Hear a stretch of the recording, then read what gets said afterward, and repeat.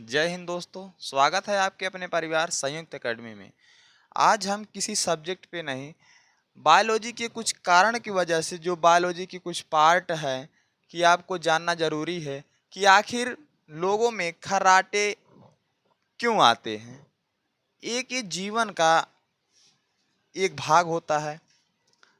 आपके लाइफ में बहुत लोग मिले होंगे खर्राटे वाले, हो सकता है आप भी खर्राटे लेते हो, लेकिन असल कारण क्या है इसका?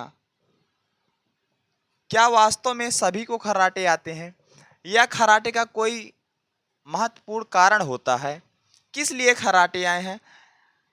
अगर खर्राटे आते हैं, देखो विदेशों में माना गया है कि खर्राटे की वजह से तलाक का कारण खर्राटा बनता है, कि अगर आपको बहुत ज़्यादा खर्राटा हो रहा है तो आप में तलाक, आपके बीच तलाक हो सकता है। लेकिन अभी एक नहीं तो क्या होगा, इस तरह से कोई अलग से उपाय लगाया जाएगा। आप में एक चिमटी उमटी नाक पे लगा दी जाएगी जिससे खर्राटा न आए, ठीक है। लेकिन वास्तव में इस चिमटी से आपका खर्राटा नहीं रुकने वाला है। चलिए देखते हैं क्या कारण है। और आपकी शादी तो बहुत मुश्किल से होगी क्योंकि आप बेरोजगार हो। अगर आपकी शादी भी मुश्किल से हो रही है और खर्राटा भी आ रहा है आपको, तब तो तलाक होगा, फिर दोबारा शादी होने वाली नहीं है। चलिए देखते हैं क्या कारण है। अभी से आप लोग अगर आता है खर्राटा तो अभी आप में सुधार आ सकता है। क्या एक्सरसाइज है, क्या इसके कारण है, क्या करना है कि आपका जीवन सफल हो सके।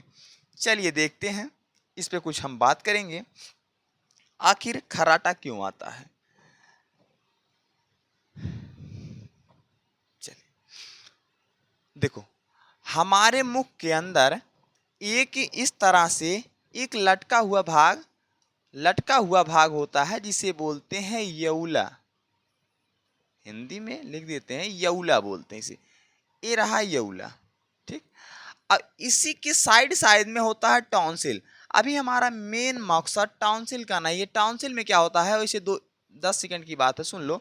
टॉन्सिल में जब किसी प्रकार से चावल का दाना या रोटी का कोई भी भाग फंस जाता है तो क्या होता है, मुख से बदबू आने लगती है और आप में गड़न महसूस होगी, जैसे लगेगा कुछ अटका है, तो टॉन्सिल प्रॉब्लम होती है। अभी हमारा मेन चर्चा है कि आपको खर्राटे क्यों आते हैं, किसी के खर्राटे क्यों आते हैं।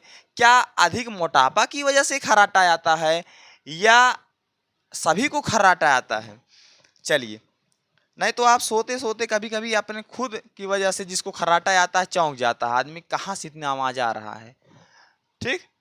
तो जब हम सोते वक्त आप चल फिर रहे हैं, दिन में टहल रहे हैं, कुछ काम कर रहे हैं, तो आपको खर्राटा नहीं आता है।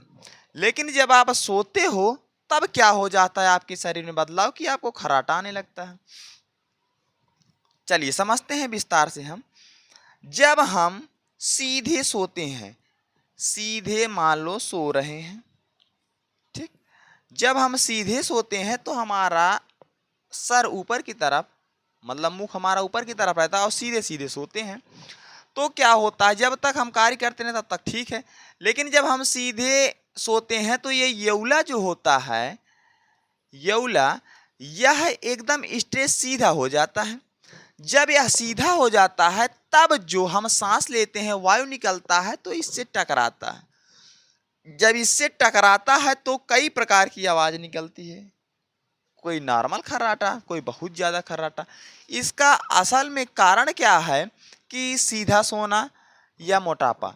जब बहुत ज्यादा यह खर्राटा मोटे लोगों में अधिकतर माना गया है, या मोटापा जो है इस खर्राटे का अधिक कारण माना गया है कि खर्राटा मोटापे में अक्सर होता है।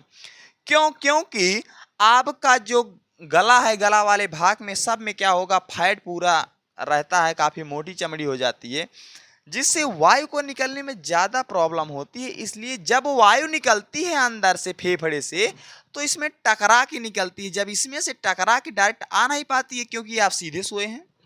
जब आप सीधे सोते हैं तो ये स्ट्रेच हो जाता है, जब वायु इसमें टकराती है तो कई प्रकार की आवाजें निकलने लगती है। यही मेन कारण है यौला का। कि खर्राटे का कैसे कारण पता चला, इसी इसी यौला में जब टकराती है वायु, जो ऑक्सीजन या कार्बन डाइऑक्साइड आप छोड़ रहे हो, जब टकराती है तो क्या होता है, खर्राटा निकलता है, कई आवाजें आती है। लेकिन जब आप करवट लेके सोते हो या किसी प्रकार से करवट लेके सोते हो, चाहे दाएं या बाएं, तो आप में खर्राटा नॉर्मल हो जाता है, क्योंकि करवट लेने पर यह यौला इधर के साइड कुछ झुक जाता है। मान लो जिस साइड में करवट ले रहे हो उधर के साइड झुक जाता है, तो खर्राटा कम आने लगता है। जब किसी व्यक्ति को आपके घर में या किसी के अगर खर्राटा आ रहा है तो उसको उठा के करवट कर दो। जब करवट कर दो कुछ हद तक तो कम हो जाएगा खर्राटा, और किसी किसी में जिसकी नॉर्मल शरीर होगी उसमें खर्राटा बंद भी हो जाएगा तुरंत। और अगर ज़्यादा मोटी शरीर है तो एक तो उठा नहीं पाओगे, उठाओगे जग जाएगा, जब जग जाएगा ऑटोमेटिक खर्राटा बंद हो जाएगा। ठीक, खर्राटे का कारण ये होता है कि आप ज़्यादा अगर कोलेस्ट्रॉल की मात्रा या फैट की मात्रा किसी प्रकार से शरीर में आपकी ज़्यादा है तो आपका खर्राटा का मेन कारण बन सकता है। तो आपको इससे बचने के लिए सबसे अच्छा तरीका भी बताने वाला हूं, आपको क्या करना चाहिए जिससे आप इससे बच सके। ठीक है, हम गए थे एक बार यहाँ लखनऊ में, तो इस तरह से जो पेशेंट हो लखनऊ मेडिकल कॉलेज में, तो इस तरह से लोग होते हैं वहाँ पे जो सो रहे हैं हम पेशेंट लोग।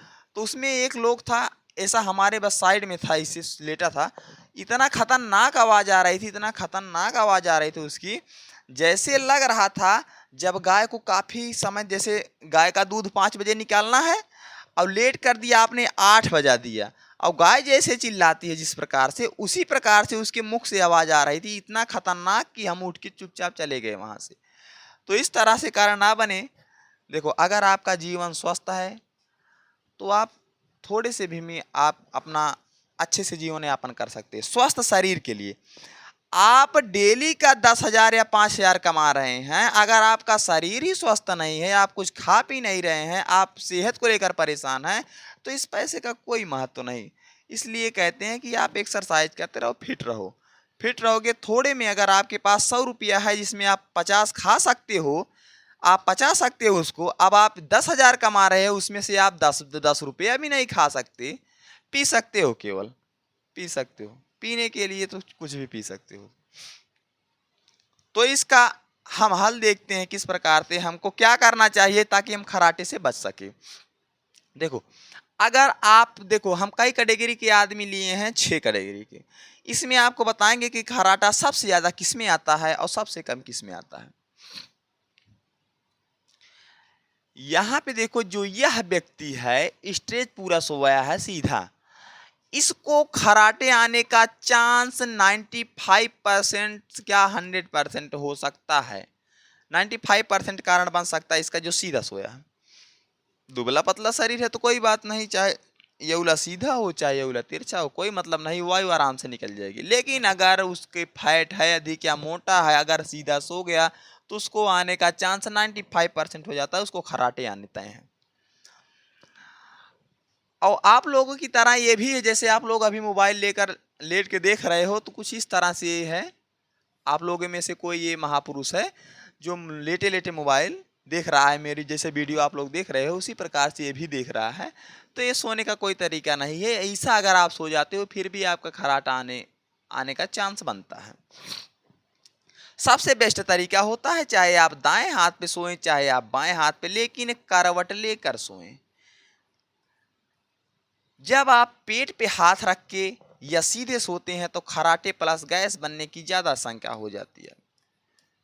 ठीक, और इस तरह से ये तो ठीक है, मान लो लेट के पढ़ाई कर रहा है ना, आप लोग जैसे थक जाते हो 2 मिनट 10 मिनट 15 मिनट में, तो लेट के पढ़ाई जो कर रहा है व्यक्ति, या सोया नहीं है या लेट के पढ़ रहा है, इसको खर्राटा नहीं आएगा, क्योंकि ये जग रहा है तुम्हारी तरह, जैसे तुम अभी थक जाते हो लेट के पढ़ने लगते हो उसी प्रकार से है। तो ये रहा सबसे अच्छा तरीका सोने का। और सबसे अच्छा तरीका, अब तुमको पाचन की थोड़ी बात बता रहा हूं मैं। पाचन सोने के लिए आप किस तरह से सोएं कि आप में अच्छा पाचन हो, क्योंकि अभी शादी का माहौल चल रहा है, आप तो एकदम हुमच के खा लेते हो, पछता नहीं है, फिर सुबह दौड़ते शाम को दौड़ते, डॉक्टर जितना खाए नहीं हो उससे ज़्यादा डॉक्टर को दे देते हो।